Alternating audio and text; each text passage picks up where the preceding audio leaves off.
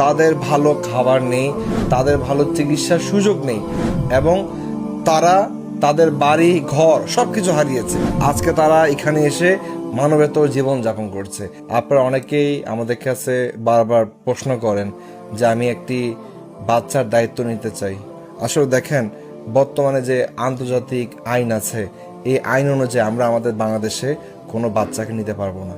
তবে আপনারা চাইলে বাংলাদেশ থেকে এ ধরনের মাসুম বাচ্চাদের পাশে এসে দাঁড়াতে পারবেন।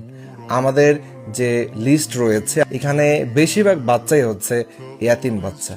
এদের আর্থিক সাহায্য দরকার, তাদের ভালো খাবার নেই, তাদের ভালো চিকিৎসার সুযোগ নেই এবং তারা তাদের বাড়ি ঘর সবকিছু হারিয়েছে গাজার মধ্যে। আজকে তারা এখানে এসে মানবেতর জীবন যাপন করছে। আমি আপনাদের কাছে উদারত আহ্বান জানাবো, আসুন এ ধরনের মাসুম বাচ্চাদের দায়িত্ব নেই, আমরা এই মাসুম বাচ্চাদের পাশে দাঁড়াই। আমরা আপনাদের সহযোগিতায় এবং ভালোবাসায় এই রামাদানে তাদের কাছে আমরা একটি সাহায্য পৌঁছে দিচ্ছি। ইনশাআল্লাহ আমাদের জন্য দোয়া করবেন, যাতে করে আমরা সবসময় তাদের কাছে সাহায্য পৌঁছে দিতে পারি। এবং আপনারা কেউ যদি আগ্রহী হন এই লাইল বা গালাকে দায়িত্ব নিতে চান, স্পন্সর করতে চান, সাপোর্ট দিতে চান, আপনারা আমাদের সাথে যোগাযোগ করবেন। এবং এদের মতো আমাদের কাছে শত শত বাচ্চার তালিকা আমাদের কাছে আছে যারা কিনা আপনার সাহায্যের অপেক্ষায় আছে।